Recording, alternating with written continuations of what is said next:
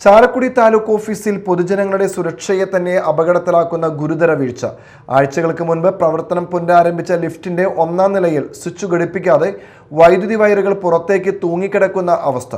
ഇതുമൂലം ഷോക്കേൽക്കുന്ന സംഭവങ്ങളും പതിവാകുന്നതായി പരാതി. വർഷങ്ങളായി പ്രവർത്തനരഹിതമായി കിടന്നിരുന്ന ചാലക്കുടി താലൂക്ക് ഓഫീസിലെ ലിഫ്റ്റ് അടുത്തിടെയാണ് അറ്റകുറ്റപ്പണികൾ പൂർത്തിയാക്കി വീണ്ടും പ്രവർത്തന സജ്ജമാക്കിയത്. എന്നാൽ ഗ്രൗണ്ട് ഫ്ലോറിലും 2-ാം നിലയിലും സ്വിച്ച് ഘടിപ്പിച്ചിട്ടുണ്ടെങ്കിലും 1-ാം നിലയിൽ സ്വിച്ച് സ്ഥാപിച്ചിട്ടില്ല. പകരം വൈദ്യുതി വയറുകൾ പുറത്തേക്ക് തൂങ്ങിക്കിടക്കുന്ന നിലയിലാണ്. 1-ാം നിലയിൽ നിന്ന് ലിഫ്റ്റ് ഉപയോഗിക്കാൻ എത്തുന്നവർ അറിയാതെ സ്വിച്ചിടാൻ ശ്രമിക്കുമ്പോൾ ഷോക്കേൽക്കുന്ന സാഹചര്യം ഉണ്ടാകുന്നതായാണ് പരാതി. പൊതുജനങ്ങളുടെ സുരക്ഷയെ ഗുരുതരമായി ബാധിക്കുന്ന ഈ വീഴ്ച ഉടൻ പരിഹരിക്കണമെന്ന ആവശ്യം ശക്തമാണ്. 3-ാം നിലയിൽ പ്രവർത്തിക്കുന്ന താലൂക്ക് ഓഫീസിലേക്ക് വയോധികരും സ്ത്രീകളും ഉൾപ്പെടെ ദിവസേന നിരവധി പേരാണ് എത്തുന്നത്. അപകട സാധ്യത ഒഴിവാക്കാൻ 1-ാം നിലയിൽ അടിയന്തരമായി സ്വിച്ച് സ്ഥാപിക്കുകയും സുരക്ഷാ ക്രമീകരണങ്ങൾ ഉറപ്പാക്കുകയും വേണമെന്നാണ് പൊതുജനങ്ങളുടെ ആവശ്യം. Media time, Chalakudy.